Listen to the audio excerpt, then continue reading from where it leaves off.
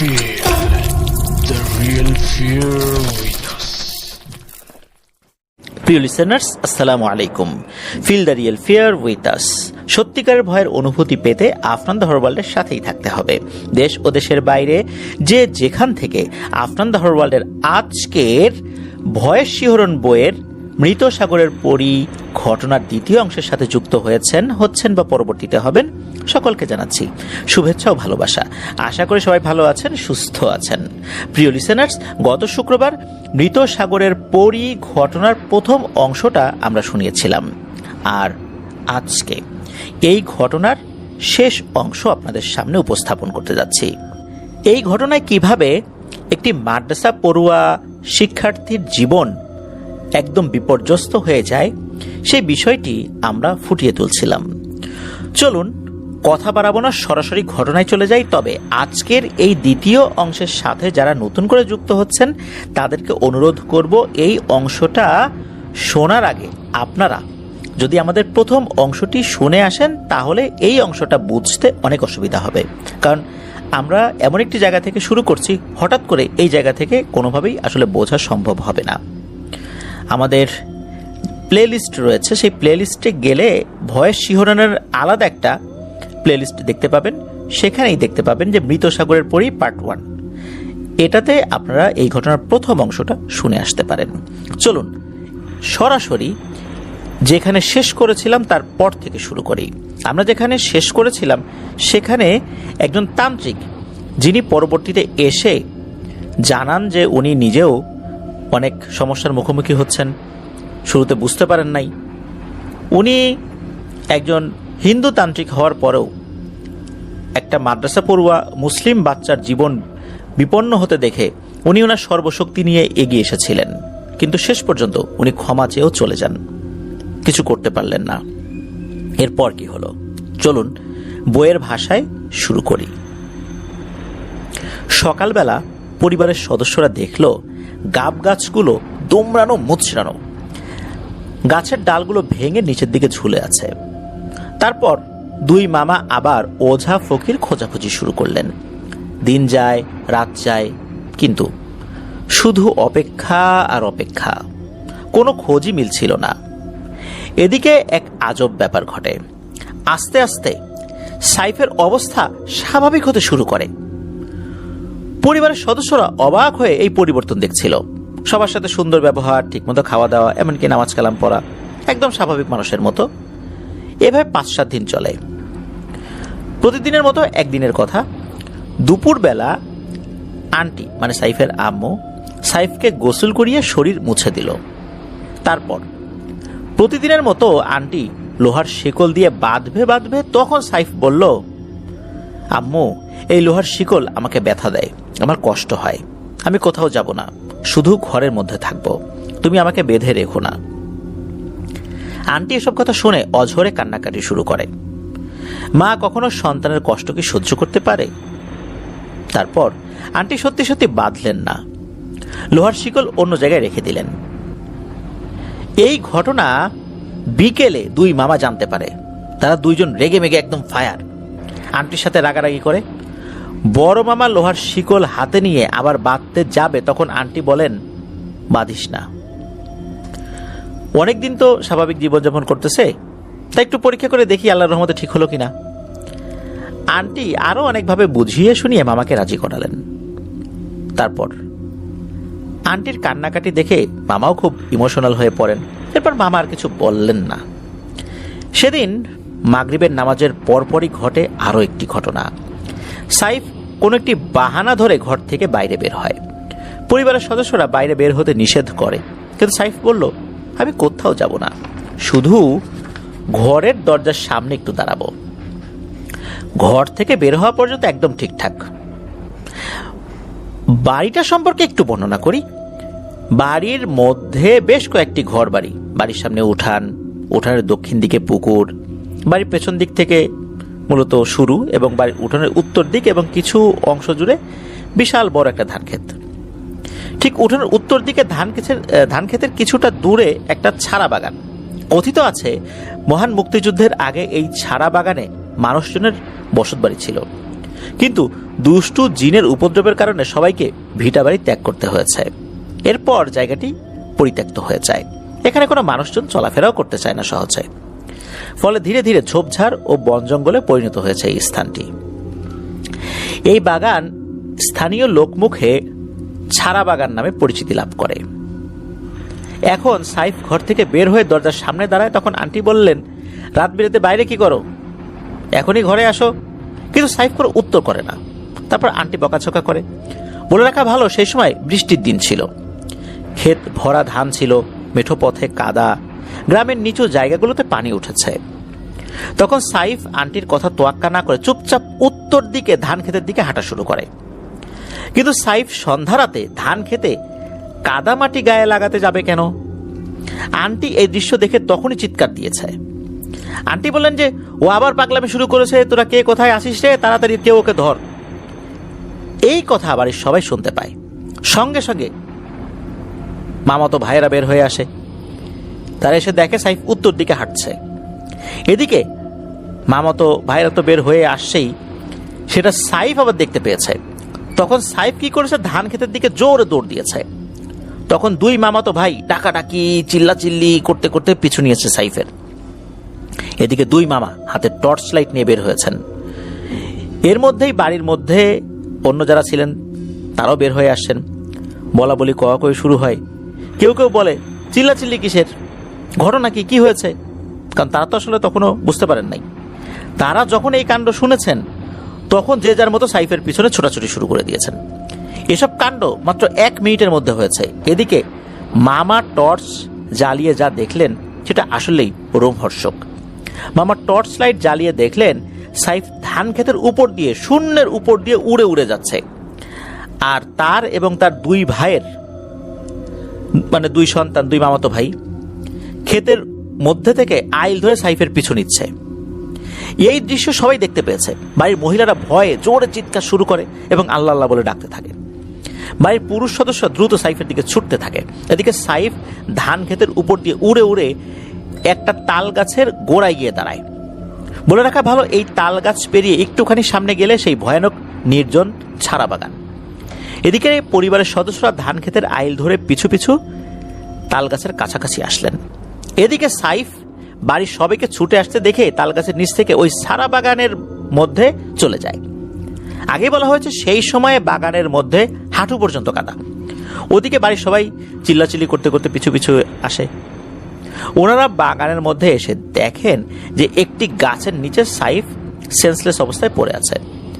একটি অদ্ভুত ব্যাপার সবাই লক্ষ্য করে, তখন সাইফের হাত পা বা শরীরের কোথাও 1 চুল পর্যন্ত কাদামাটি নাই, অথচ উপস্থিত সকলের সারা শরীরে কাদামাটি লেগে একদম যাতা অবস্থা।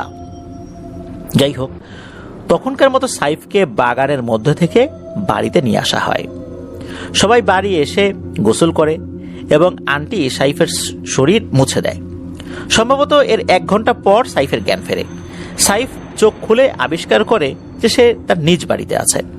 পরিবারের সদস্যরা পাশে বসে আছে, নানি আর আন্টি কান্নাকাটি করছে। এরপর মামা সাইফের কাছে কি হয়েছে সবকিছু জানতে চান, কিন্তু সাইফ শুধু ঘর থেকে বের হয়েছে এতটুকু বলতে পারে। এরপর কি হয়েছে তা তার মনে নাই, এমনটাই জানায় আর কি। একথা শুনে পরিবারের সদস্যরা প্রচন্ড ভয় পায় এবং খুব পেরেশানির মধ্যে পড়ে যায়। কোনো রকমে সেই রাতটা পার হয়। পরদিন একদম ভোরবেলা দুই মামা আবার ওঝা ফকির খুঁজতে বের হন। বরিশালের এমন কোনো জায়গা নাই যেখানে তারা যান নাই বা খোঁজ করেন নাই। এদিকে ওঝা ফকির খুঁজতে খুঁজতে হয়রান, শত চেষ্টার পরও খোঁজ মেলে না। আবার কারো খোঁজ মিললে এই কাজ করতে অস্বীকৃতি প্রকাশ করতেন। এদিকে মাদ্রাসার ছাত্ররা সময় পেলে সাইফকে দেখতে আসতো। ছাত্রদের মাধ্যমে মোয়াল্লেম হুজুর তথ্য নিতেন। মোয়াল্লেম হুজুর সাইফকে খুব ভালোবাসতেন, স্নেহ করতেন। সাইফের সাথে ভয়ানক ঘটনা ঘটেছে এই কথা ছাত্রদের কাছ থেকে মোয়াল্লেম হুজুর জানতে পারলেন। তখন রাকিব নামে একটি ছাত্রকে সঙ্গে করে মোয়াল্লেম হুজুর সাইফকে দেখতে বাড়িতে আসেন। তখন সাইফের পরিবারের সদস্যরা সবাই বাড়িতে অবস্থান করছিলেন। তখন মোয়াল্লেম হুজুর সবাইকে উদ্দেশ্য করে বললেন, জিন জাতিকে আল্লাহ সুবহানাহু ওয়া তাআলা দীর্ঘদিন হায়াতে বাঁচিয়ে রাখেন, যা মানুষের আয়ুর তুলনায় অনেক অনেক বেশি। জিনদের প্রস্তাবে কখনো ভুলেও সম্মতি প্রকাশ করবেন না। এর কারণ হলো বেশিরভাগ জিন মানুষকে সুখে থাকার স্বপ্ন দেখিয়ে ওদের দেশে নিয়ে যায়, কিন্তু শেষটা মোটেও সুন্দর হয় না। এর কারণ হলো আমাদের 45 থেকে 50 বছর হয়ে গেলেই যৌবন ফুরিয়ে যায়, অথবা আমরা বৃদ্ধ হয়ে পড়ি, তাই না? ঠিক এই সময়টিতে আমরা একা চলাফেরা করতে পারি না। আমাদেরকে চলাফেরা করতে হলে অন্যের সাহায্যের প্রয়োজন হয়। এবং যেটা সবচেয়ে খারাপ লাগার বিষয়, সেটা হলো এই বয়সে এসে আমরা সর্বদা পাক পবিত্র থাকতে পারি না। অনেক সময় ইচ্ছা না থাকা সত্ত্বেও আমরা নাপাক হয়ে যাই। কিন্তু জিনেদের বেলায় ঠিক এর উল্টোটা ঘটে। সেটা হলো ওরা মৃত্যুর আগে একদম তরতাজা যুবক যুবতী হয়ে মৃত্যুবরণ করে, এবং ওরা বয়স্ক অবস্থাও সচল থাকে। ফলে মানুষের মতো অপবিত্র হতে হয় না, এবং ভালো জিনরা কোনো কালেই নাপাকি পছন্দ করে না। শেষটা সুন্দর হয় না, তাহলে এটা কেন বললাম? এর উত্তর হলো, ঠিক যখন আমাদের যৌবন ফুরিয়ে যায় এবং আমরা বৃদ্ধ হয়ে পড়ি, তখন জিনদের আমাদের কোনো কাজে আসে না। ঠিক সেই সময়টায় ওরা আমাদেরকে তুলে নিয়ে যে কোনো একটি দেশে ফেলে চলে আসে। ওই বয়সে বাকি জীবন পৃথিবীতে এক টুকরো জাহান্নাম ছাড়া আর কিছুই বাকি থাকে না। রাস্তাঘাটে ফেলে দিলে জেলে গিয়েও তো বাঁচা যাবে, কিন্তু বন জঙ্গলে ফেলে দিলে পশু পাখির শিকার হওয়া ছাড়া কোনো উপায় থাকে না। যাই হোক, আমি রাকিবকে বলে দিচ্ছি, রাকিব সবসময় চেষ্টা করবে সাইফের সঙ্গে থাকার। কোনো সমস্যা দেখা দিলে রাকিব সূরা বাকারা তিলাওয়াত করবে ইনশাআল্লাহ। আশা করি সমস্যা হবে না। এবং কুয়াকাটার বিখ্যাত মাওলানা নেসার আহমেদ হুজুরের ঠিকানা দিলাম। তিনি এইসব প্যারানরমাল কাজ সমাধান করতে বেশ পারদর্শী। আপনারা তার সাথে যোগাযোগ করেন। সুতরাং আপনারা ধৈর্য হারা হবেন না, আল্লাহর উপর ভরসা রাখুন। এরপর মোয়াল্লেম হুজুর বিদায় নিয়ে স্থান ত্যাগ করেন। মোয়াল্লেম হুজুরের কথা মতো পরদিন ভোরবেলা সাইফের পরিবার যারা ছিলেন আর কি সদস্যরা মাওলানা নেসার হুজুরের সাথে দেখা করার উদ্দেশ্যে রওনা করেন। সাইফদের গ্রাম থেকে কুয়াকাটা 110 কিলোমিটার। বাস বা অন্য কোনো মাধ্যমে যেতে প্রায় 4 ঘন্টা সময় লাগে।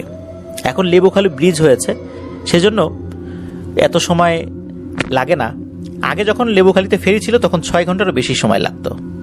যাই হোক, এরপর কোনো রকম হয়রানি বা ভোগান্তি ছাড়াই খুব সহজেই আল্লাহর রহমতে সাইফের পরিবারের সদস্যরা হুজুরের সাথে যোগাযোগ করতে সক্ষম হন। বলে রাখা ভালো, মাওলানা নেসার আহমেদ হুজুরের ব্যক্তিগত বা তার সংশ্লিষ্ট কোনো মাদ্রাসা নেই। তিনি স্থানীয় একটি মসজিদে ইমামতি করেন, পাশাপাশি ঝাড়ফুঁক ও পানি পড়া দিয়ে থাকেন। আর যে কাজের কারণে তার নাম অল্প সময়ে শুধু কুয়াকাটা নয়, বরং পুরো বাংলাদেশের আনাচে কানাচে ছড়িয়ে পড়েছে। জিনে ধরা মানুষকে রুকিয়ার মাধ্যমে আল্লাহর রহমতে উনি সুস্থ করতে পারতেন, এবং সেটি উনি করতেন। তার জীবনে অসংখ্য প্যারানরমাল কাজ সমাধান করেছেন। হুজুরের বয়স আনুমানিক 60 বছর হবে। যাই হোক, যারা তাকে পার্সোনালি চিনে থাকেন বা চেনেন জানেন, তারা এই বিষয়গুলোর উপরে পরিচিত থাকবেন নিশ্চয়ই। তারপর সাইফের পরিবারের সদস্যরা এসে হুজুরকে সালাম দেন, হুজুর সালামের জবাব দেন। এরপর দুই মামা হুজুরকে সকল ঘটনা খুলে বলেন। হুজুর মনোযোগ দিয়ে পুরো ঘটনা শুনলেন। এরপর হুজুর সব কথা শুনে বললেন, দেখুন, আমার বয়স হয়েছে। এই বয়সে এসে দেশ বিদেশে গিয়ে আমি রুগী দেখতে পারি না। বার্ধক্যজনিত কারণে আমার বিভিন্ন জায়গায় যেতে খুব কষ্ট হয়। শুধু এলাকার মধ্যেই এখন টুকিটাকি কাজ করি। আমার পক্ষে দূরে গিয়ে রুগী দেখা অনেক কষ্টদায়ক। বুঝতেই তো পারেন, বয়স হয়ে গিয়েছে। যেহেতু আপনারা এত দূর থেকে কষ্ট করে আসছেন, সেজন্য আমি চিকিৎসা করার চেষ্টা করব ইনশাল্লাহ। আল্লাহ যদি চান তো আপনাদের ছেলে সুস্থ হয়ে যাবে, নয়তো হবে না। আমার কোনো ক্ষমতা নাই, আল্লাহর উপর ভরসা করে আমরা কাজ করি। তবে কাজটি করা যে খুব সহজ হবে না, এটা আমি বুঝতে পারছি। এটি আমার জন্য একটি চ্যালেঞ্জ হতে চলেছে, কারণ এখানে অনেক ঝামেলা আছে। আপনাদের একটি কথা বলে দিতে চাই, আমার একার পক্ষে এই কাজ করা সম্ভব হবে না, কারণ বয়সের ধকল আমি সইতে পারবো না। এসব কাজ করতে হলে শরীরে শক্তি দরকার। সেজন্য আমার সাথে আরো 2 জন লাগবে, যারা এই কাজ সমাধান করতে পারেন, এবং অবশ্যই ইমানদার ও পরহেজগার হতে হবে তাদেরকে। এমন 2 জনকে একত্রে এক সময় পাওয়াটা বেশ কঠিন ব্যাপার। এরকম 2 জনকে আপনারা জোগাড় করতে পারবেন? তখন বড় মা বললেন, হুজুর, এই দায়িত্বটা আপনি নিলে উপকার হয়। তখন হুজুর বললেন, আচ্ছা ঠিক আছে, তবে সবকিছু ঠিকঠাক করতে তো আমাকে একটু সময় দিতে হবে। দিনক্ষণ ঠিক করে আপনাদের জানিয়ে দেব ইনশাল্লাহ। এরপর সাইফের পরিবারের সদস্যরা হুজুরের কাছ থেকে বিদায় নিয়ে চলে আসেন। এর মধ্যে একটি অদ্ভুত ঘটনা ঘটে। সেটা হলো, একদিন সাইফের মামাতো বোন সাইফের কাছে এসে বলে, দাদা আমি আম খাবো। সমস্যা হলো ওই সময় কিন্তু আমের সিজন ছিল না। সত্যি কথা বলতে মামাতো বোন পরীক্ষা করার জন্য কথাটা বলেছিল। তখন সাইফ সবাইকে অবাক করে দিয়ে বলল, একটু দাঁড়া দিচ্ছি। এর ঠিক সর্বোচ্চ 3 মিনিটের মাথায় ঠাস করে একটা শব্দ হয়। মামাতো বোন তাকিয়ে ঘরের মাটিতে দেখে অনেকগুলো আম। পরে জানা যায় সেখানে প্রায় 5 কেজি আম ছিল। এই কাণ্ড দেখে মামাতো বোন ঘর বাড়ি এক করে চিৎকার চেঁচামেচি শুরু করে সবাইকে ডেকে আনে। সবাই তো অবাক হয়ে রীতিমতো এই ঘটনাটা দেখে। সেই আম পরিবারের সকল সদস্যরা খেয়েছিল। আমগুলো খুব বড় সাইজের ছিল এবং অনেক সুস্বাদু ছিল। স্থানীয়দের মধ্যে অনেকেই জিনপরি বিশ্বাস করতো না, সেজন্য সাইফের ব্যাপারটা নিয়ে রসিকতা করত। কিন্তু এই ঘটনা ঘটার পর এখন তারাও বিশ্বাস করলো এবং অনেকে বলল, বাংলাদেশে এখন আম পাবে কিভাবে? এখন তো আমের সিজন না। আমাদের আগেই বিশ্বাস করা উচিত ছিল। কেউ আর সাইফকে নিয়ে উল্টাপাল্টা বলবে না, সেটা হোক তাদের কারো সামনে বা পেছনে। আলোচনা সমালোচনা কোনোটাই করার দরকার নাই। শুধু শুধু অন্যের ঝামেলা নিয়ে উস্কানিমূলক কথাবার্তা বলে ওই জিনের শত্রু হতে চাই না, এটা মানুষজন বললো আর কি।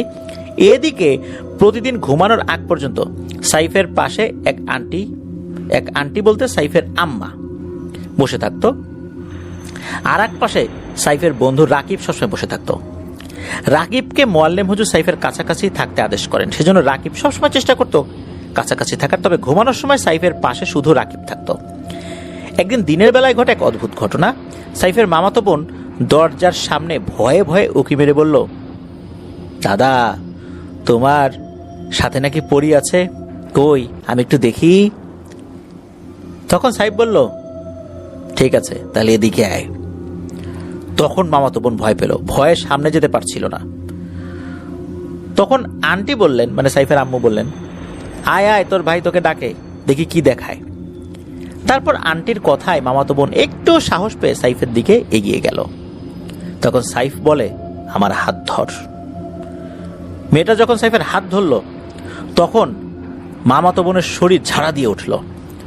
সাথে সাথে ও মা গো বাবা গো বলে মামাতো বোন চিৎকার দিয়ে ঘরের থেকে বের হয়ে যায়। সাথে সাথে আন্টি বসা থেকে উঠে গিয়ে ওর কাছে গিয়ে জিজ্ঞেস করে, এই কি হয়েছে তোর? এভাবে চিৎকার করার মতো তো কিছু ঘটে নাই রে, চিৎকার দিলি কি কারণে? তখন সাইফের মামাতো বোন বলে, আমি ফিল করছি এটা দাদার হাত না, আমি অন্য কারো হাত ধরছি। এই হাতটা ছিল একদম বড় বড় লোমে ভরা, কিন্তু সাইফ দাদার হাত তো এরকম না, তার হাতে তো লোম নাই। মামাতো বোন কিছু একটা আন্দাজ করতে পারে, ফলে এই ঘটনা পরিবারের সদস্যরা যখন শুনল, পরিবারের সদস্যরা ভয়ের চেয়ে আরো চিন্তিত ওই পেরেশানির মধ্যে পড়ে গেল। কারণ সাইফ হাত বাড়িয়ে দিল, সাইফের হাত ধরল মামাতো বোন, অথচ সেই মামাতো বোন কিনা বলছে যে এই হাত সাইফের না। তাহলে এই সাইফ যে এখানে আছে, আসলে কি এটাই সাইফ? এরকম চিন্তা তাদের মাথার মধ্যে কিন্তু ঢুকে গেল। একদিন সাইফ আন্টিকে, মানে সাইফের আম্মুকে আশ্চর্যজনক একটি কথা বলে। সেটা হলো, আপনার ছেলেকে আমি ভালোবাসি এবং বিয়ে করতে চাই, তাকে আমি ভালো রাখবো, আমি তাকে সঙ্গে করে নিয়ে যেতে চাই। তখন আন্টি বলেছিল, তুমি আমার ছেলেকে বিয়ে করে আমাদের সাথে থেকে যাও, তাহলে এটা সম্ভব। উত্তরে সে বলল, না, তা কখনো সম্ভব নয়। তখন আন্টি বললেন, তাহলে আমার ছেলেকেও দেয়া আমার পক্ষে সম্ভব না।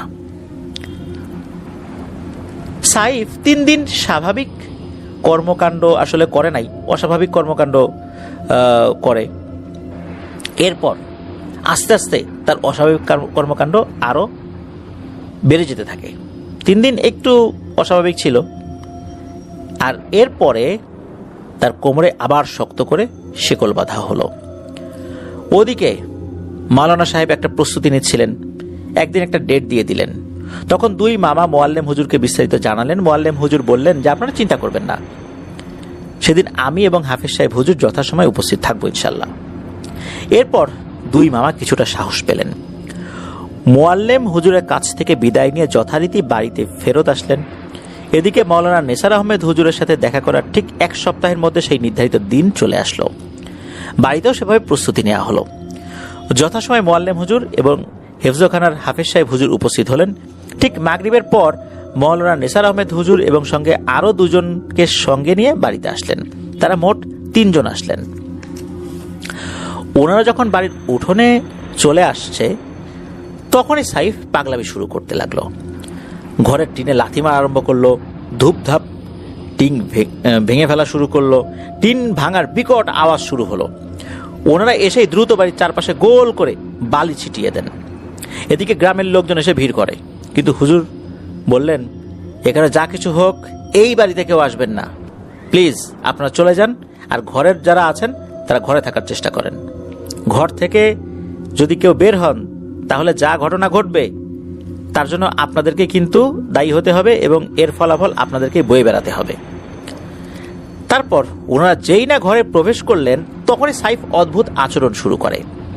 ওনাদের দিকে তেড়ে যাচ্ছিল, চোখ দুটো ছিল লাল টকটকে।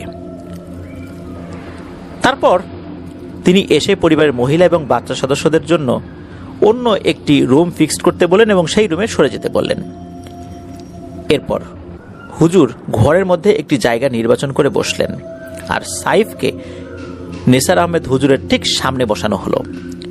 ঠিক মাওলানা নেসার আহমেদ হুজুরের পেছনে মোয়াল্লেম হুজুর এবং হেফজখানার হাফেজ সাহেব হুজুর বসলেন, আর সাইফকে 2 মামা ধরে বসলেন। ওনার সাথে থাকা 2 জন হুজুর মোমবাতি জ্বালিয়ে দেন। এরপর রুকিয়া শুরু হয়। পাশাপাশি মাওলানা সাহেবের সঙ্গে থাকা 2 জন হুজুর সব ধরনের সহযোগিতা করছিলেন। এর মধ্যেই ঘরের চারদিকে প্রচন্ড জোরে গাছপালা ভাঙচুর হওয়ার আওয়াজ আসতে থাকে। মনে হচ্ছিল একটি ঝড় এসে ঘরবাড়ি ভেঙে চুরে ফেলবে। তখন সাইফের পরিবারের সদস্যরা ভয়ে আল্লাহু আকবার আল্লাহু আকবার বলে জোরে জোরে চিৎকার করতে শুরু করে। তখন হুজুর সকলকে উদ্দেশ্য করে বললেন, ভয় পাবেন না, ওরা বাইরে যাওয়ার চেষ্টা করছে, কিন্তু বালি পড়া ছিটিয়ে দেওয়ার কারণে নির্ধারিত এরিয়া ভেদ করে তারা যেতে সক্ষম হচ্ছে না। আমি পুরো বাড়ি বন্ধ করে দিয়েছি। আপনারা ভয় না পেয়ে আল্লাহর উপর ভরসা রাখুন, তিনি যদি চান তাহলে এই কাজে আমরা সফল হতে পারবো ইনশাআল্লাহ। হুজুরের কথা শুনে পরিবারের সদস্যরা শান্ত হন। এরপর হুজুর বিশেষ কিছু দোয়া কালামের মাধ্যমে সাইফের শরীরে জিন ভর করাতে সক্ষম হন। তারপর হুজুর অনেক প্রশ্ন করেন, কিন্তু কোনো জবাব আসে না। তখন হুজুর বললেন, আমি জানি তোমরা শরীরে আছো, আমার প্রশ্নের জবাব দাও। আমার প্রশ্নের ঠিকঠাক উত্তর না পেলে অবশ্যই আমি তোমাদেরকে কঠিন থেকে কঠিনতর শাস্তি দিতে বাধ্য হব। তখন জবাব আসলো, বলল, হুজুর আপনি এখানে কেন আসছেন? আপনি কি জানেন না এর আগে কতজনকে আমরা তাড়িয়ে দিয়েছি? আমরা আপনাকে সম্মানের সাথে বলছি, আপনি এখান থেকে চলে যান। এই কাজ করার কোনো ধরনের কোনো আগ্রহ প্রকাশ করবেন না। আমাদের কথা না শুনলে আপনার পরিণতি ভালো হবে না। তখন হুজুর বললেন, বেশ, শুনলাম তোমাদের কথা, এখন বলো তোমরা কতজন সাইফের শরীরে আছো? উত্তর আসে, আমরা 7 জন আছি। হুজুর বললেন, তোমরা যদি এই ছেলেকে কখনো ডিস্টার্ব না করো তাহলে আমি তোমাদের ছেড়ে দেব। এখন বলো, মরতে চাও নাকি চলে যেতে চাও? তখন জবাব আসে, আমরা কথা দিয়েছি এই ছেলেকে আমাদের মেয়ের জন্য দেব, সুতরাং আমরা আমাদের কথা রাখব, আমরা কোথাও যাচ্ছি না।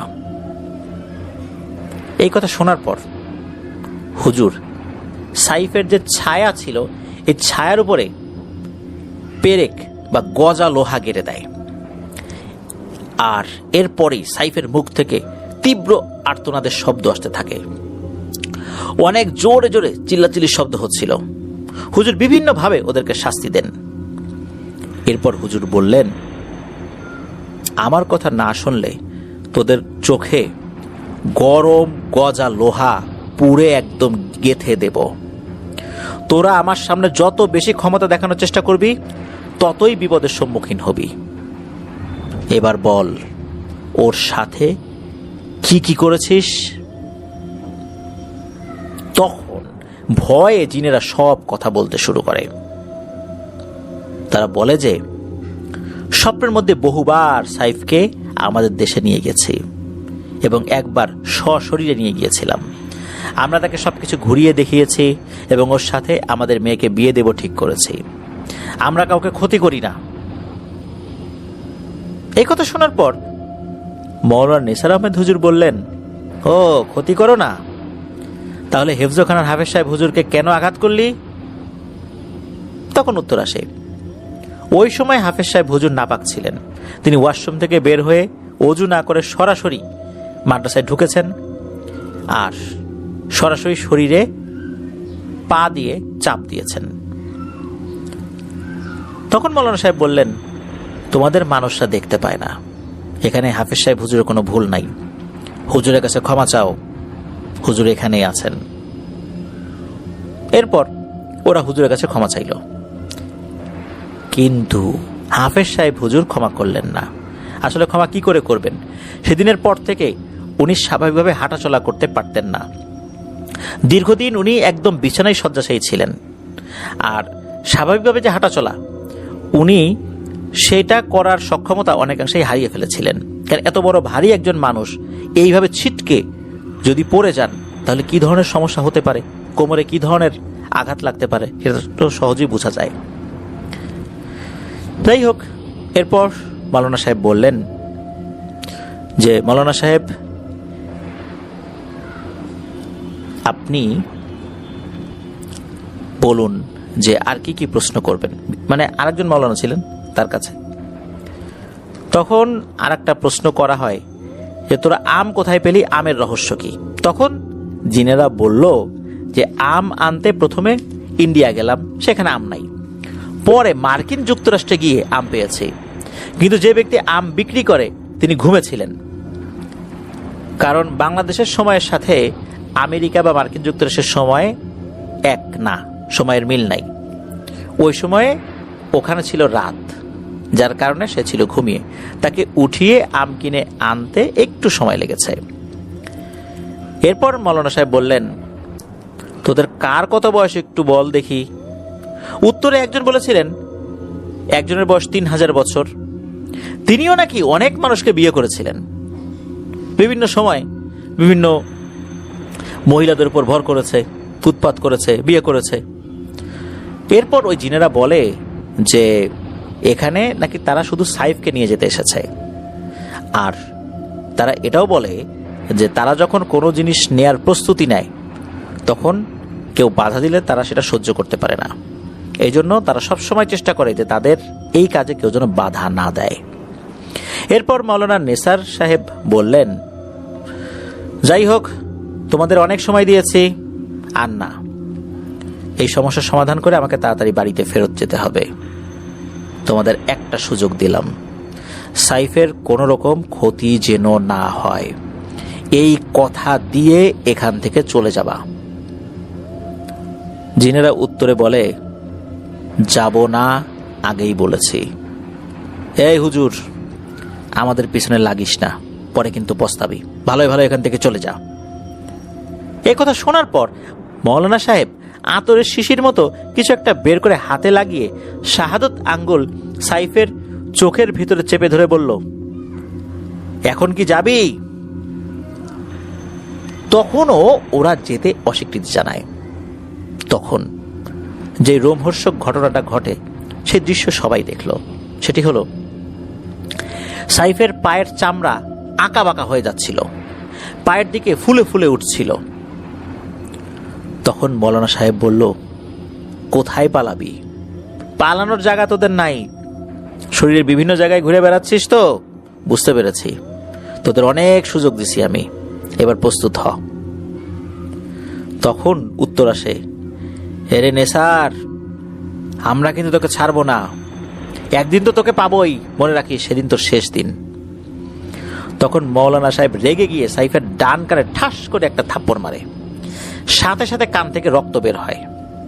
তৎক্ষণাৎ প্রাথমিক চিকিৎসা দেওয়া হয়। থাপ্পড় মারার পর সাইফের মুখ থেকে কান্নার আওয়াজ সবাই শুনতে পায়। সাধারণত এভাবে মানুষ কাঁদে না, অদ্ভুত এবং ভয়ঙ্কর কান্নার শব্দ। তখন জিনেরা বলে, মারিস না রে, আমাদেরকে ছেড়ে দে। এরপর মৌলানা সাহেব একটি কাচের বোতল ব্যাগ থেকে বের করেন। বোতলের মধ্যে কিছুটা পানীয় ছিল। তারপর বোতলটি সাইফের হাতের সামনে রাখলেন। এরপর মৌলানা সাহেব বিশেষ কিছু দোয়া কালাম পড়তে লাগলেন। তখন জিনেরা বলল, হুজুর হুজুর, আমরা ভুল করছি, মাফ চাই, আর আসবো না, আমাদেরকে ছেড়ে দেন।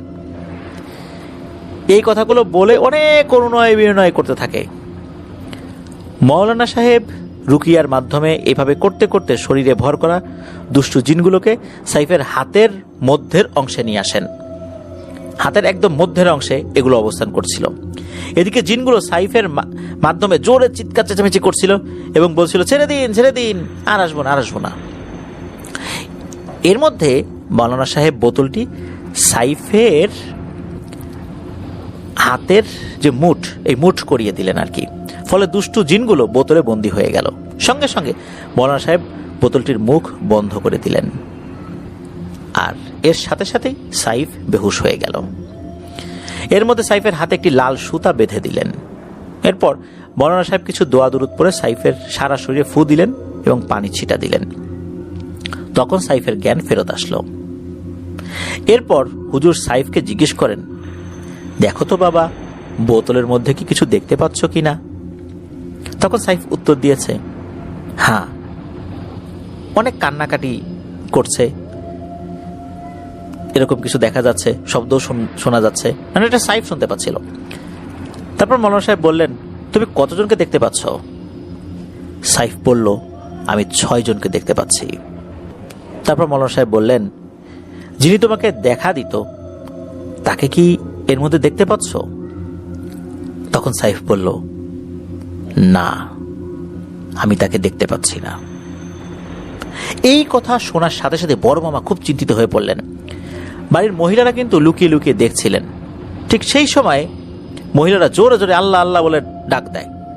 তখন মৌলানা সাহেবের সঙ্গে আসা 2 হুজুর একটা ঝাড়ি দিয়ে বললেন, আপনাদের না এখানে আসতে নিষেধ করা হলো, এখান থেকে চলে যান। বাড়ির মহিলারা এই কথা শুনে আরো ভয় পান। সঙ্গে সঙ্গে মহিলারা আড়াল হয়ে যান। এদিকে বড় মামা প্রশ্ন করে বললেন, এখানে তো আসল জনই নাই, এখন আমাদের কি হবে হুজুর? তাকে ধরার কি কোনো উপায় আছে? তখন মৌলানা সাহেবের সঙ্গে আসা 2 হুজুর বললেন, উপায় না থাকলে উপায় বের করতে হবে, নয়তো বিপদ সবার জন্য অপেক্ষা করছে। তখন মৌলানা সাহেব বললেন, ওরা মিথ্যা বলে ধোঁকা দিয়েছে, আপনারা চিন্তা করবেন না, আল্লাহর উপর ভরসা রাখুন। এরপর বড় মামা বললেন, তাহলে আরেকজন কোথায় গেল?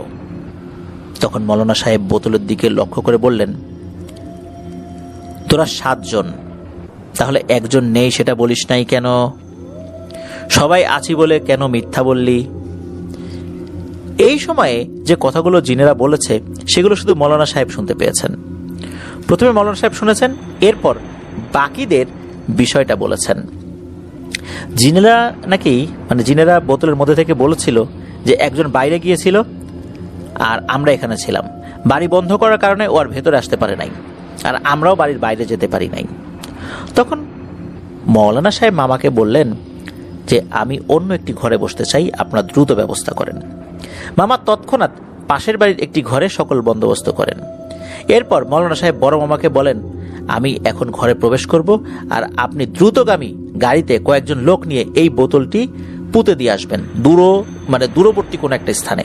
শর্ত হলো 3 গ্রাম পরে কোনো একটি ধান ক্ষেতের মাঝে পুঁতে দিতে হবে। সর্বনিম্ন 7 হাত মাটি খুঁড়তে হবে, আর সর্বোচ্চ 15 হাত খুঁড়তে পারবেন। 15 হাতের বেশি না, 7 হাতের কম না। কোনোভাবেই এই শর্ত ভঙ্গ করা যাবে না। তবে মনে রাখবেন, এই শর্ত যেটা দিলাম এর সীমা অতিক্রম করলে ভয়ানক বিপদ অপেক্ষা করছে। কিন্তু আবারও বলছি, 7 হাতের কম না, 15 হাতের বেশি না। সুতরাং দ্রুত এবং খুব সাবধানে কাজটি করবেন। আপনাদের কোনো ভয় নাই, আল্লাহর উপর ভরসা রাখেন। এর বদলতে এই কাজ করতে গিয়ে আপনাদের কোনো সমস্যায় পড়তে হবে না ইনশাল্লাহ। হুজুরের এই কথা শোনার পর বড় মামা 6 জনকে সাথে নিয়ে বাইকে করে দ্রুত বের হয়ে পড়েন। এরপর মোয়াল্লেম হুজুর এবং হিফজখানার হাফেজ সাহেব হুজুর এবং মৌলানা সাহেব ছোট মামার সঙ্গে পাশের বাড়ির নির্ধারিত ঘরে প্রবেশ করেন। মামার সঙ্গে করে সাইফকে নিয়ে আসেন। তখন মামা মাটিতে একটি চাদর বিছিয়ে দেন।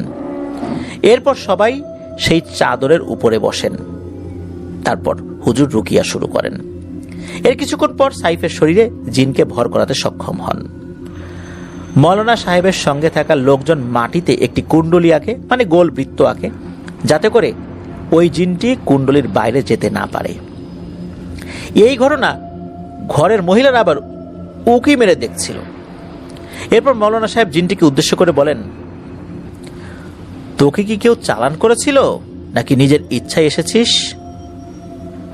উত্তরে জিনটি বলে, আমাকে কেউ চালান করে পাঠায় নাই। তখন মৌলানা সাহেব বললেন, ওর কি কি ক্ষতি করেছিস সেটা বল। জিনটি বলে, আমি তোর কোনো ক্ষতি করি নাই, আমি তোরে নিয়ে যেতে আসছি। তখন মৌলানা সাহেব বললেন, তোকে ছেড়ে দিতে পারি, শুধু একটি শর্তে। ওর কোনো ক্ষতি করবি না এবং ওর থেকে অনেক অনেক দূরে চলে যাবি, এখানে আর আসবি না, আসার চেষ্টাও করবি না। তখন ওই জিনটি বলে, এটা কখনোই সম্ভব নয়। এরপর মৌলানা সাহেব জমজমের পানিতে সুতা ভিজিয়ে একটা একটা করে গিট দিতে লাগলেন। আর তখন ওই জিনটি কষ্ট পাচ্ছিল, জিনটি ব্যথায় ছটফট করছিল। তার একটু পর জিনটি বলল, এসব বন্ধ করেন হুজুর, এসব করে আমাকে তাড়ানো এত সহজ না। আমি এসেছি নিজের ইচ্ছায় আর যাবও নিজের ইচ্ছায়। তখন মৌলানা সাহেব বললেন, কি করলে যাবি সেটা আমার খুব ভালো করেই জানা আছে। তখন হুজুর একটা কাজ করেন, সেটা হলো ব্লেড দিয়ে সাইফের হাতের শাহাদাত আঙ্গুল থেকে একটু করে রক্তের ফোঁটা নিলেন। সেই রক্ত মাটির একটি পাত্রে রাখলেন এবং একটুখানি পানি দিয়ে রক্তের সাথে মিশ্রণ করলেন। এরপর একটি তাবিজের মতো কিছু একটা বের করেন এবং একটি আরবি লেখা কাগজ সাথে ছিল। সেই কাগজটি রক্তের মধ্যে ভিজিয়ে মোম দিয়ে গেঁথে দেন এবং সাইফের হাতে বেঁধে দেন। এর বদৌলতে স্থায়ীভাবে শরীর বন্ধ হয়ে যায়। এরপর জিনটি বলল, আমার পরিবারের সদস্যদের সাথে আপনি কি করেছেন, তারা এখন কোথায়? তখন মৌলানা সাহেব বললেন, ওরা পালিয়ে গেছে। তখন জিন বলল, না, আপনি মিথ্যা বলছেন, পালিয়ে গেলে আমি জানতাম, আমার সাথে সাক্ষাৎ হতো, আপনি সত্যি করে বলুন তারা এখন কোথায়? তখন মৌলানা সাহেব বললেন, ওদেরকে আমি শাস্তি দিয়েছি, ওদেরকে দূরে পাঠিয়ে দিয়েছি, তাই তোর সাথে দেখা হয়নি। তখন জিনটি বলল, ওদেরকে ছেড়ে দিন। এভাবে অনেক অনুরোধ করে, অনেক কান্নাকাটি করে। তখন মৌলানা সাহেব বললেন, বেশি কথা বললে তোকেও বেঁধে ফেলবো, ওদের মতোই শাস্তি দেব। তখন জিনটি বলল, আমার জীবনটা ভিক্ষা দেন, আমাকে ছেড়ে দেন। আমি তো শুধু সাহেবকে পছন্দ করি, মহব্বত করি, আমি চলে যাব, কিন্তু শুধু একটি অনুরোধ করব, আমি ওর সাথে মাঝে মাঝে দেখা করতে চাই। তখন হুজুর বললেন, না, তুই ওর ধারের কাছেও আসতে পারবি না, তুই ওর থেকে মাইলকে মাইল দূরে থাকবি। তখন জিনটি বলল, মাইলকে মাইল দূরে না, কিছুটা ধারের কাছে থাকার অনুমতি দিন। তখন হুজুর বললেন, না, পরে যদি ওর কোনো ক্ষতি করিস। তখন জিন বলল, আমি ওর কোনো ক্ষতি করব না, বরং ওকে কোনো বদ জিন যাতে ক্ষতি করতে না পারে সেই দিকে আমি খেয়াল রাখবো, এই কারণে আমি ওর একটু কাছাকাছি থাকতে চাই। তখন হুজুর বললেন, তোরা কেউ ওর ক্ষতি করবি না এবং অন্য কেউ ক্ষতি করতে যাতে না পারে খেয়াল রাখবি, এই কথা দে আমাকে, তাহলে আমি ভেবে দেখব ছেড়ে দেব কি দেব না। তখন জিনটি কথা দেয়। এরপর মৌলানা সাহেব ব্লেড দিয়ে সাইফের পায়ের রান থেকে একটুখানি চামড়া কেটে কিছু একটা রুকিয়া করে আগুনে পুড়িয়ে দেন। এরপর মৌলানা সাহেব জিনটিকে তওবা করেন এবং বলেন, তোকে ছেড়ে দেব, কিন্তু যাবার সময় প্রমাণ রেখে যাবি।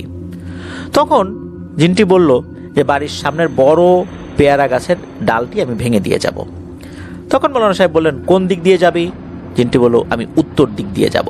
কোথায় যাবি? জিনটি বলল, আমি আমার নিজের দেশে চলে যাব। তখন মৌলানা সাহেব বললেন, ঠিক আছে, তবে মনে রাখবি সাইফকে কখনো কোনো অবস্থাতেই আর ডিস্টার্ব করবি না। তখন জিনটি বলল, শুধু আমার দেখতে ইচ্ছা করলে আমি দূর থেকে দেখব, আর কোনো বদ জিন ওর কোনো ক্ষতি করতে চাইলে আমি সেটা মোকাবেলা করব। এরপর জিনটি বিদায় নিয়ে সাইফের শরীর থেকে বের হয়ে যায়। সঙ্গে সঙ্গে সাইফ বেহুশ হয়ে পড়ে যায়। ঠিক তখন ঘরের বাইরে ঝড় হতে শুরু করে। এই বিষয়টা কিন্তু সবাই উপলব্ধি করে। এর কিছু সময় পর সব কিছু স্বাভাবিকও হয়ে যায়। তারপর মৌলানা সাহেব বললেন, সাইফকে অন্য একটি ঘরে নিয়ে শুয়ে রাখেন। এখন তার শরীর ক্লান্ত, আপনারা তার দিকে সবসময় খেয়াল রাখবেন, যত্ন করবেন, ভালো ভালো খেতে দেবেন, কারণ ওর শরীর উপর দিয়ে অনেক ধকল গেছে। এরপর মৌলানা সাহেব সাইফের পরিবারের সদস্যদের কাছ থেকে বিশেষ একটি দোয়া দিলেন। এটা দিয়ে বললেন যে 1 গ্লাস পানির মধ্যে এই জিনিসটা ভেজাবেন, তারপর সেই পানি সাইফকে খাওয়াবেন। এই কাজটি টানা 7 দিন করবেন এবং এখন থেকে আপনার ছেলে ইনশাল্লাহ পুরোপুরি নিরাপদ এবং সুস্থ আছে আলহামদুলিল্লাহ। হুজুর এটাও বললেন যে এই কাজটি ওনার জীবনের বিশেষ এক অধ্যায় হয়ে থাকবে। সেই সাথে উনি দুজন সঙ্গীকেও ধন্যবাদ দিলেন, কারণ এই কাজের জন্য 2 জন সাহসী লোক দরকার ছিল।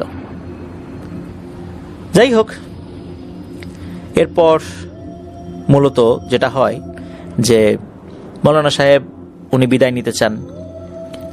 যাওয়ার আগে মৌলানা সাহেব উনি বললেন যে আমার বিদায় নেওয়ার সময় হয়েছে, যাওয়ার আগে কয়েকটি কথা বলি।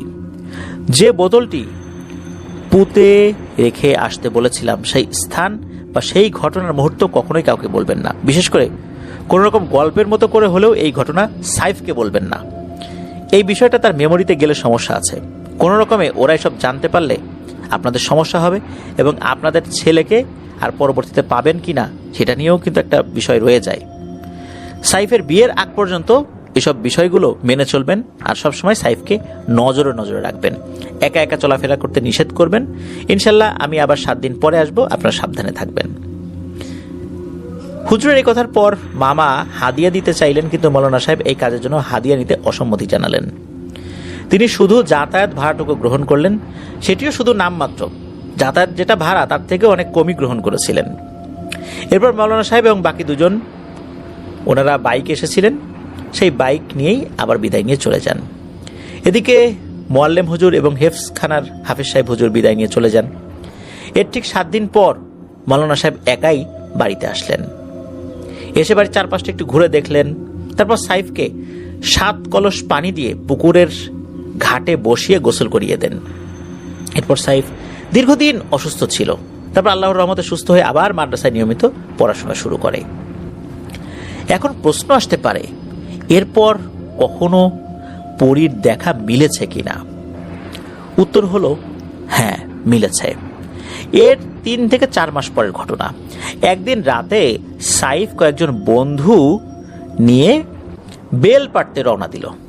বলে রাখা ভালো যে ঘেরের মধ্যে যাওয়ার একমাত্র পথ কোলা বা ধান ক্ষেত। ক্ষেতের আইল ধরে, মানে ক্ষেতের মাঠের আইল ধরে যেতে হয়। কোলার শেষ প্রান্তে ছিল বেল গাছের ঘের। সময়টা ছিল কেবল ধান কাটা হয়েছে, ধান কাটা হওয়ার পর ধান তুলছে এরকম আর কি। আর কোলার আইলের রাস্তা ধরে ওরা ওই ঘেরের মধ্যে প্রবেশ করে। তখন হঠাৎ করে পেছন থেকে সাইফকে ওই পরীটার নাম ধরে ডাকে, বলল, সাইফ এদিকে আসো। সাইফ সুস্থ হওয়ার পর এই প্রথমবার পরীটিকে দেখতে পেল।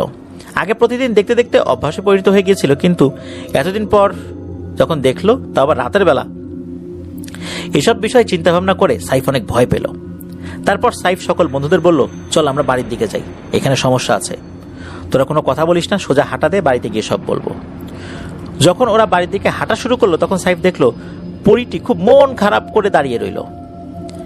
এরপর সেই রাতে আর কোনো ঘটনা ঘটেনি। একবার সাইফ পটুয়াখালী খালা বাড়িতে বেড়াতে গেল। একদিন বিকেলে 4 জন মিলে 18-22টা ইউনিয়নের 1000 টাকা বাজারে গেল। সকল কাজকর্ম শেষ করতে করতে সন্ধ্যা ঘনিয়ে যায়।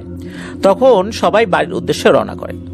বাড়ির সবাই গেরাবনিয়া ইউনিয়নের 18 গাছিয়া গ্রামে যেতে হবে, মানে ওই জন্যই সবাই বের হয়েছে আর কি। তো বাজার থেকে এই জায়গায় যেতে হবে। গ্রামে যাওয়ার জন্য বেরিবাদের রাস্তা ধরতে হয়। ওদের মধ্যে একজন চাচাতো ভাই ছিল, তার নাম হচ্ছে জহিরুল। এই জহিরুলের বড় ভাই হচ্ছে সুমন। হঠাৎ করে এই সুমন ভাইকে ওরা পথের মধ্যে দেখে। তখন জহিরুল বলল, ভাই আপনি এখানে কোথায় গেছিলেন?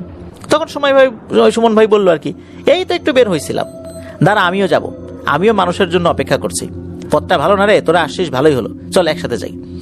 এরপর সুমন ভাই পেছনে পেছনে হাঁটছিল, আর বাকিরা মোবাইলের ফ্ল্যাশ লাইট জ্বালিয়ে সামনে হাঁটছিল। সময়টা বর্ষাকাল ছিল, মাটির রাস্তা হওয়াতে জুতা হাতে নিয়ে সামনে আগানো লাগছিল।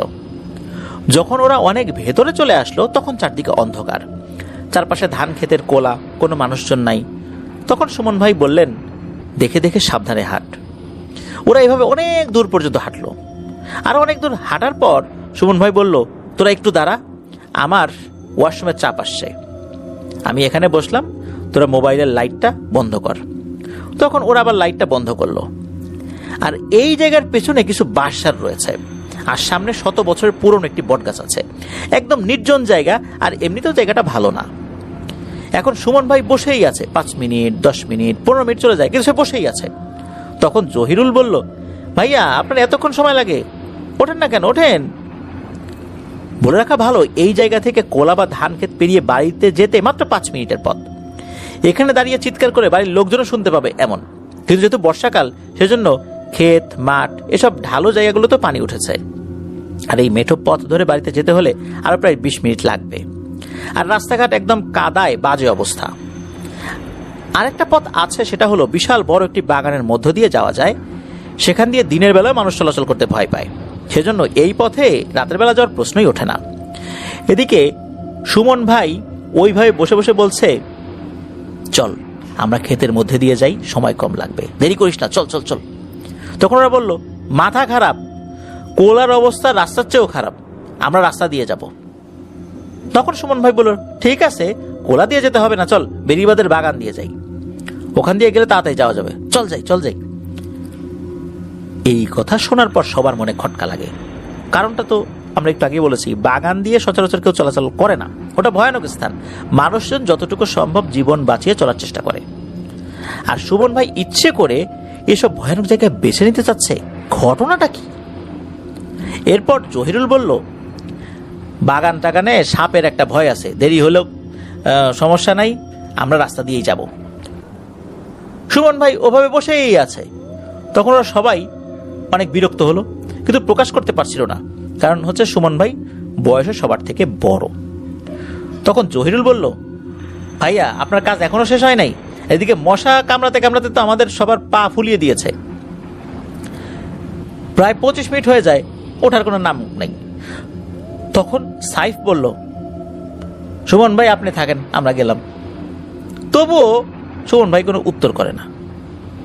তখন একজন খুব বিরক্ত হয়ে সুমন ভাইয়ের কাঁধে হাত দিয়ে বলল, আপনার কি হয়েছে ভাইয়া, রাত হয়েছে, বাড়ি যেতে হবে না? এই কথা বলতে দেরি এর মধ্যে সুমন ভাই মাথা ঘুরিয়ে বলে, আমাকে রেখে যাবি? ঠিক তখন ওরা সবাই দেখলো সুমন ভাইয়ের চোখ দুটো আগুনের মতো জ্বলছে, মনে হচ্ছে রাগে ক্ষোভে সবাইকে খেয়ে ফেলবে। সঙ্গে সঙ্গে ওরা সবাই দৌড় দেয়, আর সবাই চিৎকার করতে করতে দৌড়াতে থাকে। এদিকে সবাই ভয়ে ভয়ে পেছনে তাকিয়ে দেখছিল সুমন ভাইয়ের মতো অবয়বটা আসতেছে নাকি। সবাই দেখলো সত্যি সুমন ভাইয়ের মতো অবয়বটি পেছন পেছন আসছে। অনেক দূর দৌড়ানোর পর সবাই লক্ষ্য করলো জিনিসটা পেছনে নাই, কিন্তু সবার মনে ভয় তো আর যাচ্ছে না, মনে হচ্ছিল আবার আসবে ওটা। এরপর ওরা যখন বাড়ির কাছাকাছি আসলো তখন খালাতো ভাই আব্বা আব্বা বলে চিৎকার করতে শুরু করে। তখন খালু শব্দ শুনে টর্চ লাইট নিয়ে বাইরে বের হন। কোলা দিয়ে রাস্তা কম, কিন্তু রাস্তা দিয়ে ঘোরা বেশি আর কি, ফলে চিৎকার করলে শব্দ শুনতে পাওয়া যেত। খালু কাছে এসে দেখলেন যে ওরা সবাই একদম কাদা মাটি গায়ে মেখে খুব বিধিকিস্ত অবস্থা, সবাই হাঁপাচ্ছে। খালু এই অবস্থা দেখে গোসল করার ব্যবস্থা করেন। তারপর ফ্রেশ হয়ে ওরা সবাই সবকিছু পরিবার সদস্যদেরকে জানায়। এরপর সুমন ভাইয়ের রুমে গিয়ে দেখা গেল উনি গভীর ঘুমে আচ্ছন্ন। তাহলে প্রতিমধ্যে ওদের সবার সাথে কার দেখা হয়েছিল? যাই হোক, পরিবারের সদস্যরা কোনো রকমে বুঝিয়ে শুনিয়ে শুয়ে পড়তে বলেন। পরদিন সকালবেলা খালা বললেন, সাইফ তোমার গ্রাম সাইটে থাকা ঠিক হবে না। গতকাল বড় ধরনের বিপদ হলে তোমার আম্মুকে আমি কি জবাব দিতাম? আমি সব ব্যবস্থা করে দিচ্ছি, তুমি শহরে চলে যাও। এরপর সাইফ বিদায় নিয়ে চলে আসে। এখন প্রশ্ন আসতে পারে, সুমন ভাইয়ের অবয়বে কে ছিল? এই উত্তরটা আসলে অজানা। তবে সুমন ভাইয়ের সুরতে যে অবয়বটি ক্ষতি করতে এসেও কোনো ক্ষতি করতে পারলো না, এর কারণটাই বাকি। এটার উত্তর হিসাবে সাইফ বলেছিল, সে যদি চাইতো তাহলে অবশ্যই আমাদের ধরতে পারতো, ক্ষতি করতে পারতো। হয়তো তৎক্ষণাৎ কোনো ভালো জিন আমাদেরকে বাঁচানোর চেষ্টা করেছে, বা সেই পরী এসে সুমন ভাইয়ের অবয়বকে বাধা দিয়েছে। এটা ধারণা করার কারণ হলো, মৌলানা সাহেবকে পরীটা কথা দিয়েছিল বদ জিন থেকে সাইফকে রক্ষা করার চেষ্টা করবে। সাইফ এর থেকে বেশি কিছু আর বলতে পারে নাই। এর কয়েক মাস পর একদিন রাতে সাইফ বাড়ির পুকুরের ঘাটলায় বসেছিল। হঠাৎ করে সেখানে পরীটা চলে আসে, কিন্তু সাইফের কাছাকাছি না, কিছুটা দূরত্ব বজায় রাখছিল। তখন সাইফকে পরীটা বলল, আমার পরিবারের সদস্যদের কোথায় বন্দি করে রাখছে তুমি কি আমাকে বলতে পারবে? উত্তরে সাইফ বলল, এই বিষয়ে আমি মোটেও অবগত নই। তখন পরীটা বলল, তোমার কাছে অনুরোধ করি, আমার পরিবারের সদস্যরা কোথায় আছে একটু জেনে রাখবা, আমি পরবর্তীতে তোমার কাছে জানতে আসব। এতটুকু বলেই পরীটা চলে গেল। এই ঘটনার পরে একদিন সাইফ কৌতূহলবশত আন্টিকে এই কথা জিজ্ঞেস করছিল, কিন্তু আন্টি অনেক বকাঝকা করে এবং আন্টি বলেছিল যে এগুলো তোর জানার দরকার নাই, কখনো এটা জানতেও চাইবি না। এই ঘটনার একদম প্রথমে আমরা বলেছিলাম সাইফের সাথে কিভাবে ইব্রাহিম খলিল ভাইয়ের পরিচয় হয়, কিভাবে উনি ঘটনাটি সংগ্রহ করেছিলেন। এই দুটো প্রশ্নের উত্তর মিলবে এখন। দিন যেতে যেতে সাইফ হেফজ শেষ করলো। তিনি এখন পবিত্র কোরআনের একজন হাফেজ হওয়ার পর পরিবারের সদস্যরা ডিসিশন নিল সাইফকে মৌলানা পড়াবে। তখন সাইফের পরিবারের সদস্যরা সাইফকে এই ইব্রাহিম খলিল ভাইদের মাদ্রাসায় ভর্তি করিয়ে দেয় এবং লিল্লা বোর্ডিংয়ে শিফট করে দেয়। তখন মূলত তার সাথে ইব্রাহিম খলিল ভাইয়ের পরিচয় হয়। মাদ্রাসাটি নলছিটি থানায় বেশ আলোচিত। তো যাই হোক, এভাবে যেতে যেতে 2018 সাল অতিক্রান্ত হয়ে যায়। 2019 সালের মাঝামাঝি সময়ের কোনো এক রাত্রে ওনারা খাওয়া দাওয়া শেষ করে শুয়ে পড়েছেন। এর কিছুক্ষণ পর বা এর কিছুক্ষণের মধ্যে ছোট ছাত্ররা ঘুমিয়ে পড়ে, শুধু সিনিয়র কয়েকজন ছাত্ররা গল্প করছিলেন। গল্প করার মধ্যে যারা ছিলেন তাদের মধ্যে অন্যতম আসাদুল্লাহ, রবিউল ইসলাম, জহুরুল ইসলাম, এই কয়েকজন। গল্পের এক পর্যায়ে সাইফ রুম থেকে বাইরে বের হয় ওয়াশরুমে যাওয়ার জন্য। এর 1 কি 2 মিনিটের ব্যবধানে সাইফ হুট করে রুমে ঢুকে সজোরে দরজাটা লাগিয়ে দিল। প্রচন্ড জোরে শব্দ হলো। ওনারা ভাবছেন যে হঠাৎ করে কি এমন হলো। তার এই কাণ্ড দেখে ওনারা সকলে ভয় পেয়ে যান। সিনিয়র ছাত্ররা শোয়া থেকে উঠে পড়ে। রবিউল তাড়াহুড়া করে রুমের লাইট জ্বালায়। এরপর কিছুটা বিরক্তিকর ভাব নিয়ে জহিল প্রশ্ন করলো, সাইফ তোমার কি সমস্যা? রাতের বেলা এইভাবে কেউ দরজা লাগায় বলো? জবাবে সাইফ যা বলল সেটা আসলে ওনাদের কল্পনাতেও ছিল না। ওনারা ভাবতেও পারেন নাই যে এমনটা হতে পারে। সাইফ ওনাদেরকে জানায় অনেক আগে তাকে নাকি একটি পরী আসর করেছিল, সে এখনো মাঝে মাঝে দেখা দেয়। একটু আগে নাকি সেই পরী তার সামনে চলে এসেছে। সেই পরী অতি গোপনে এবং লোকচক্ষুর আড়ালে কথা বলতে চায়। এই কারণে মসজিদের ঘাটলাতে যেতে আহ্বান করে। ঘাটলা হচ্ছে খাল বা পুকুরের শান বা সিঁড়ি। এই সিঁড়ির 2 পাশে বসার জন্য স্থান থাকে। এদিকে বরিশালের স্থানীয় ভাষায় ঘাটলা বলে এটাকে। তো মসজিদের ঘাটলায় যেতে যখন সে আহ্বান করে, এই কথা শোনার পর সাইফ এক দৌড়ে রুমে ঢুকে দরজা লাগিয়ে দেয়। তো ওনাদের মধ্যে এই কথা কেউ বিশ্বাস করেছে, আবার কেউ করে নাই। কিন্তু সবার মনের মধ্যে কথাটা কিন্তু দাগ কেটেছে, পাশাপাশি অনেক প্রশ্নও জেগেছে। সেটা ওনারা সবাই সবার চেহারার দিকে তাকেই আন্দাজ করতে পারেন। সাইফ আরও জানায় যে নির্জন কোথাও সে যদি একা যায় বা মাদ্রাসার কোনো কোনায় একা ফোনে কথা বলতে থাকলে হঠাৎ করে সেই পরীটির উপস্থিতি ঘটে। এবং আরও জানায় যে তোমরা রাতে মাদ্রাসার চারপাশে চলাফেরা করো, এসব শুনলে তোমরা ভয় পেতে পারো, তাই তোমাদেরকে কখনো এসব ঘটনা শেয়ার করি নাই। তখন ওনাদের পুরো ঘটনা শোনার আগ্রহ জন্ম নেয়। ওনারা খুব করে ধরে, যত রাত হোক সমস্যা নাই, এখন আমাদের ঘটনাটা বলো, যে এই পরী তোমার কাছে কিভাবে আসলো, কেন আসলো, পরী দেখতে কেমন, ইত্যাদি। কিন্তু সাইফ কোনোভাবে বলতে চাচ্ছিল না। ওনারও নাছর বান্দা। অনেক জোরাজোরির ফলে ওনাদেরকে বিস্তারিত সবকিছু খুলে বলতে রাজি হয়। তখন ওনাদেরকে সবকিছু খুলে বলে। তো ওনারা এই ঘটনা শুনে এতটাই সংকোচ বোধ করলেন যে রাতের বেলা একজন আরেকজনকে রেখে ভয়ে বেশ কিছুদিন ওনারা বাইরেই বের হন নাই। ঘটনা এখানে শেষ হলে পারত, কিন্তু না, এখনো কিন্তু ঘটনার বাকি আছে প্রিয় লিসেনার্স। এর 1 বছর পর ইব্রাহিম খলিল ভাই আলেম পাশ করেন। সাধারণত গ্রামের মাদ্রাসাগুলোতে ফাজিল যেই ক্লাস রয়েছে এখানে ক্লাস হয় না, এসে শুধু পরীক্ষা দিয়ে গেলেই হয়। তো উনি আলিম পরীক্ষা দিয়ে চাকরি সূত্রে রাজধানী ঢাকাতে চলে আসেন। এই ঘটনার কিছু কিছু অংশ ওনার সেভাবে মনে নাই, কিছুটা ভুলে গেছেন, এটা জানিয়েছেন। এই জন্য মুঠোফোনে কথা বলে নতুন করে আবার ঘটনাটি সংগ্রহ করেন। ঘটনা সংগ্রহ করার জন্য তার সাথে রাত 11:45 দিকে কথা বলা শুরু করেছিলেন, কথা শেষ হয় রাত 3:45। প্রায় 4 ঘন্টা কথা হয়েছে। এই ঘটনাটা অনেক আগে শুনেছিলেন, তো শুধু পুঙ্খানুপুঙ্খ বিবরণ জানার জন্যই মূলত এত সময় ধরে কথা বলতে হয়েছিল এই সাইফের সাথে। তো চলুন এবার ঘটনার আরেকটা অংশে আসা যাক। ওনাদের মাদ্রাসার দক্ষিণ দিকে একটি মেঠো পথের রাস্তা আছে। এই রাস্তাটিকে স্থানীয়রা বেড়ি বলে। রাস্তার দুই পাশে ঢালু এবং ধানক্ষেত, রাস্তার দুই পাশে আমড়া গাছ এবং পেয়ারা গাছ। এই রাস্তা দিয়ে সোজা 2 কিলোমিটার হাঁটলে কীর্তনখোলা নদী। এত লম্বা পথের মধ্যে শুধু 2টি ঘরবাড়ি আছে। ওখানের পুরো এলাকা চর অঞ্চল। সেখানে একজন প্রভাবশালী ব্যক্তি ভেড়া এবং গরু সহ বিদেশি কুকুরের খামার দিয়েছেন। দিনমজুর শ্রমিক রেখে এইসব পশু পাখি লালন পালন করান। সেই দিনমজুর শ্রমিক ভাইদের সাথে সাইফের ভালো সম্পর্ক গড়ে ওঠে। একদিন খামারের লোকজন সাইফকে বলল, আমরা অমুক দিন ভেড়া জবাই করব, তুমি থাকলে অনেক মজা করব। যথারীতি একদিন ভেড়া জবাই করা হলো। খামারের লোকজন ইচ্ছে ছিল রাতে ছোট আকারে পিকনিকের মতো করে আয়োজন করে খাবে। সময় মতো সেখানে সাইফ উপস্থিত হলো। খাওয়া দাওয়া শেষে খামারের লোকজন সাইফকে এগিয়ে দিতে রাস্তার সামনে আসে। তখন সাইফ দেখলো দূরে ওই পরীটি দাঁড়িয়ে আছে। মনে হচ্ছে আগে থেকে সাইফের জন্য অপেক্ষা করছিল। তখন পরীটি বলল যে ওনাদেরকে চলে যেতে বলো, তোমার সাথে আমি একা কথা বলতে চাই, আমি তোমার সাথে গল্প করতে করতে এগিয়ে দেব। তখন সাইফ খামারের লোকজনদেরকে চলে যেতে বলে, কিন্তু খামারের লোকজন বলল, এতটা পথ এত রাত্রে আপনি কিভাবে যাবেন, আমরা একটু এগিয়ে দেই। তখন সাইফ বলল, না না সমস্যা নাই, আমার অভ্যাস আছে, আপনারা চিন্তা করবেন না, আমি একা যেতে পারবো, আপনারা খামারে চলে যান। তখন খামারের লোকজন বিদায় নিয়ে চলে আসে। তারপর পরীটা কিছুটা দূরত্ব নিয়ে সাইফের সাথে হাঁটতে থাকে। এখানে একটি ব্যাপার না বললেই নয়, সাইফ রাস্তা দিয়ে হাঁটছে আর পরীটি রাস্তার বাইরে থেকে সমানে আগাচ্ছে। রাস্তার পাশে ছোট আকার একটা ডোবা, রাস্তার চেয়ে ডোবা অনেক ঢালু, কিন্তু পরীটি সাইফের সাথে সমান তাল মিলিয়ে আগাচ্ছে। পরীটির নিচের অংশ সাইফ দেখতে পাচ্ছিল না, শুধু চেহারাটাই খুব সুন্দরভাবে দেখা যাচ্ছিল। এরপর পরীটি বলল, কোথায় গিয়েছিলে আর এত রাতে একা কিভাবে যাবে, আমি একটু কথা বলতে চাই। কথা বলতে বলতে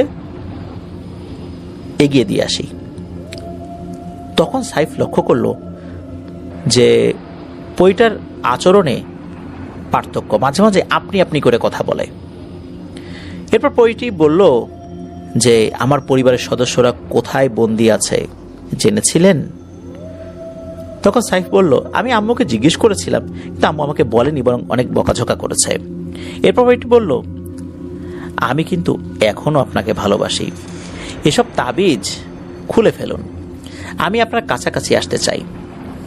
তখন সাইফ বলল, তুমি যদি এতই ভালোবাসো তাহলে আমার সাথে থেকে যাও, আমি যতটুকু রোজগার করব তুমি সেটুকু নিয়েই সন্তুষ্ট থাকবা, তাহলে আমি রাজি আছি।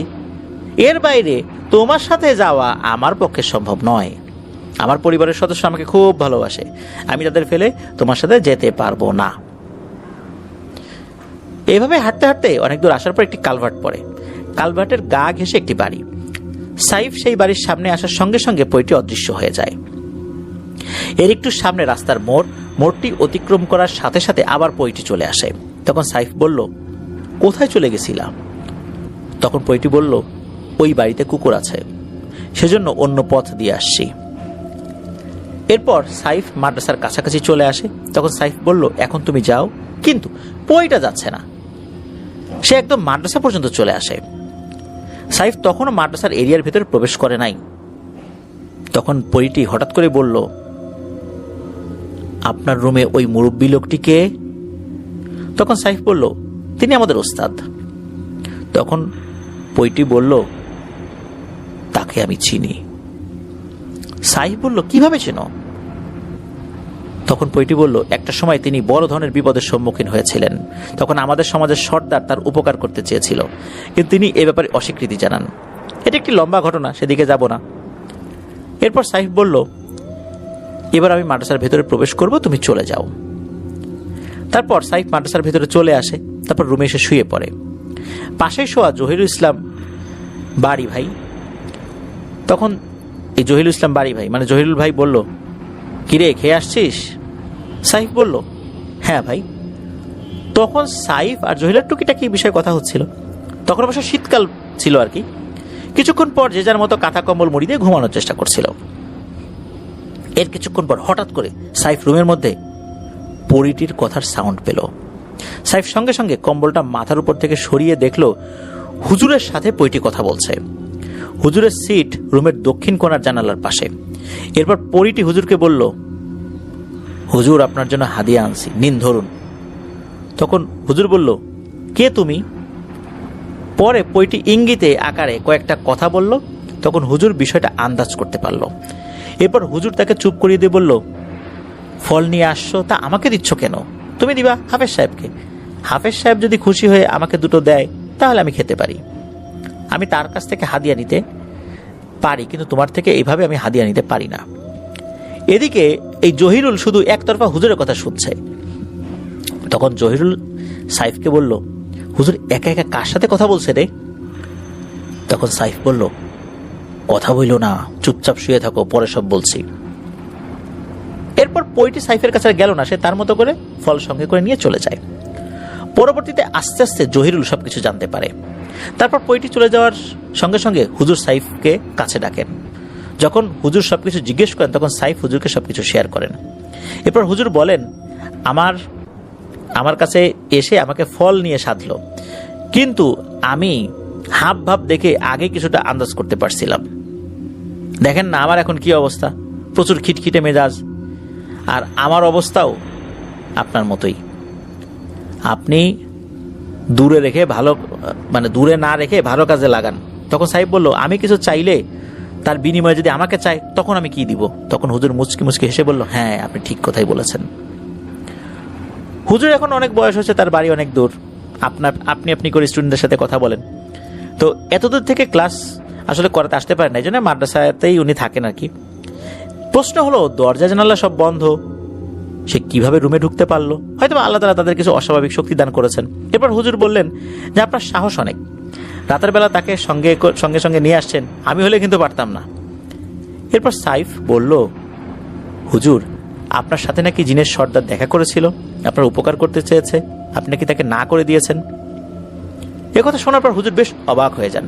তারপর বললেন, হ্যাঁ হ্যাঁ ঠিক বলেছেন, কিন্তু আপনি এটা কিভাবে জানলেন?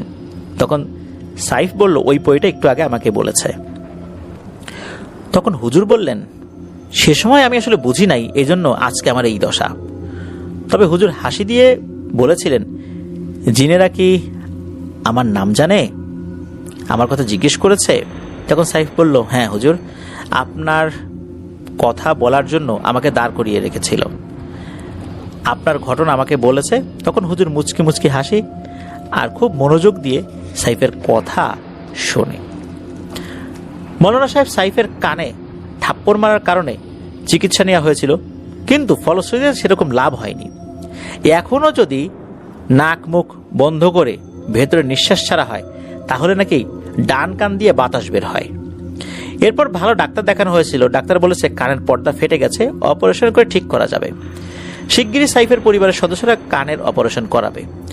আর মৌলানা সাহেব সাইফের রান থেকে একটুখানি চামড়া কেটে নিয়েছিলেন কেন? মৌলানা সাহেব যাওয়ার আগে এর উত্তর করে গিয়েছিলেন, কখনোই যাতে বইটি সাইফের সাথে পরিপূর্ণভাবে মিলিত হতে না পারে, সেজন্যই এমন কাজটি করেছিলেন। যদিও স্থানীয়ভাবে শরীর বন্ধ করা ছিল, তারপরে বাড়ি বন্ধ করা ছিল, তারপরে স্থায়ীভাবে শরীর বন্ধ করে দেওয়া হয়েছিল। স্থানীয়ভাবে বলতে লোকাল হুজুর যারা ছিলেন তারা তো বন্ধ করেছিলেন আর কি। তবুও অধিকতর নিরাপত্তা নিশ্চিত করার জন্যই হুজুর এই কাজটি করেছিলেন। পায়ের রানে কাটা দাগটি সাইফের এখনো আছে। এদিকে সাইফের সাথে হেফজ খানের মোয়াল্লেম হুজুরের সম্পর্ক আসলে খুব ভালো, মাঝে মাঝে দেখা সাক্ষাৎ হয়। মোয়াল্লেম হুজুরের একটি ছেলে একটি মেয়ে আছে, ছেলে বড় মেয়ে ছোট। একদিন সাইফের সাথে মোয়াল্লেম হুজুরের দেখা, তখন মোয়াল্লেম হুজুর বললেন, আমার একটি মাত্র ছেলে, ছেলেটাকে নিয়ে আমার জীবনটাই একদম শেষ।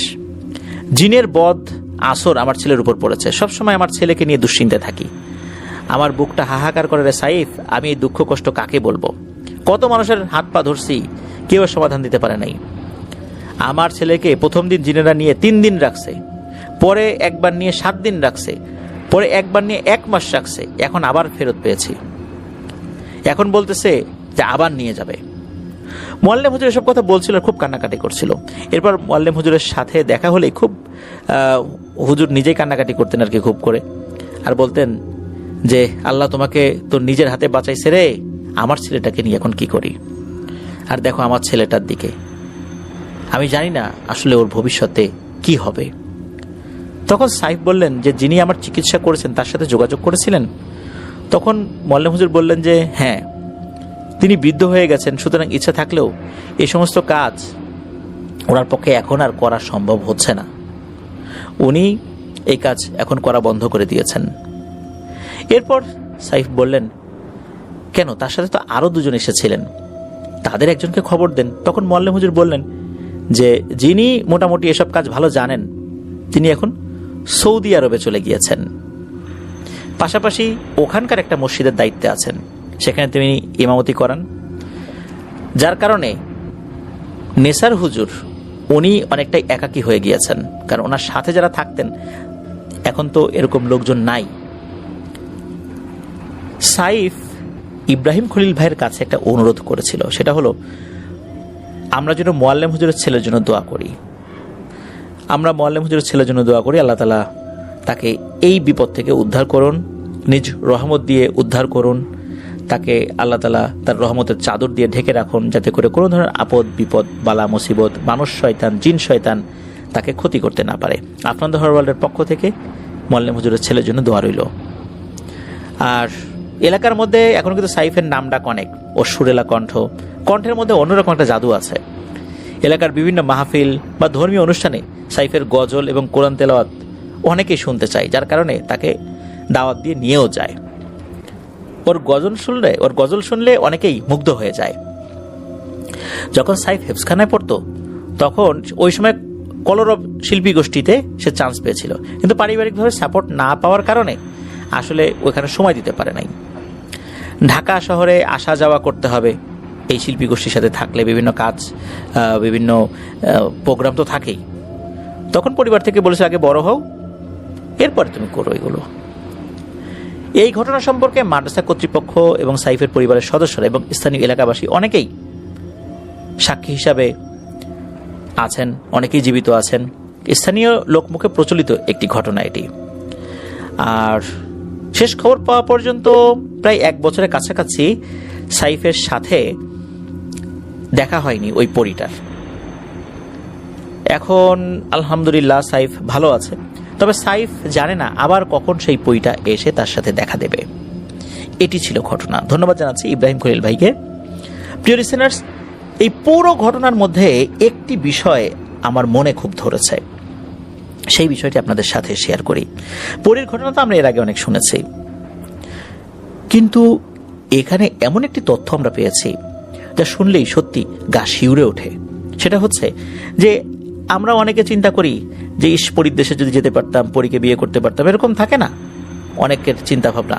কিন্তু দেখুন, এই ঘটনায় একটি জায়গায় আমরা জানতে পারলাম যে আমাদের অবশ্যই আমরা যারা মানুষ তাদের শারীরিক সক্ষমতা কিন্তু একটা নির্দিষ্ট সময় পর্যন্ত থাকে।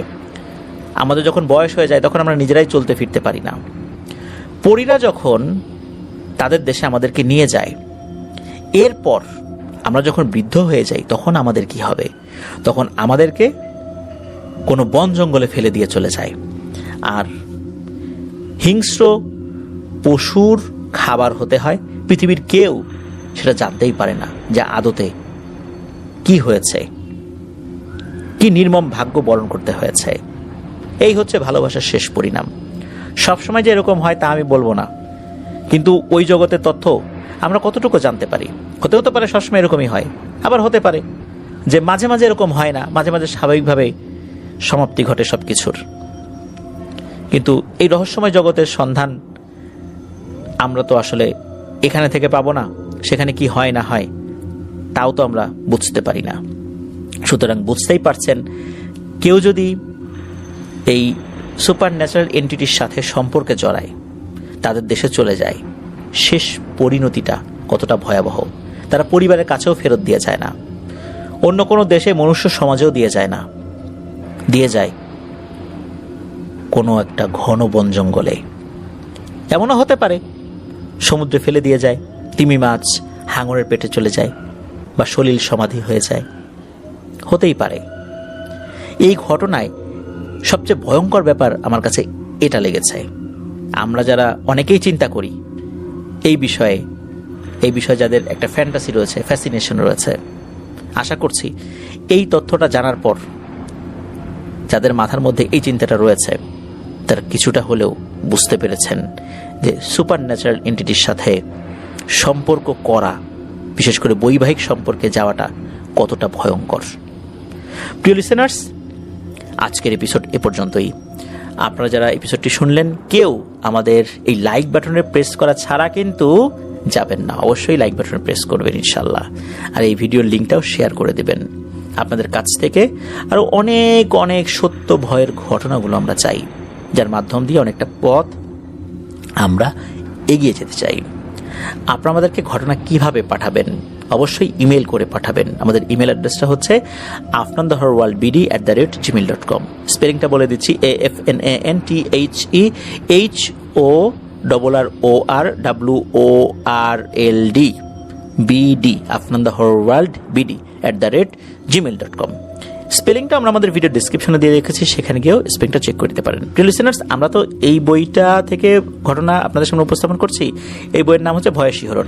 আমাদের লেটেস্ট যে বইটা এসেছে, ইয়াসার হরর থ্রিলার, এই বইটি এখনও রকমারিতে রয়েছে, আপনারা অনায়াসে অর্ডার করতে পারেন।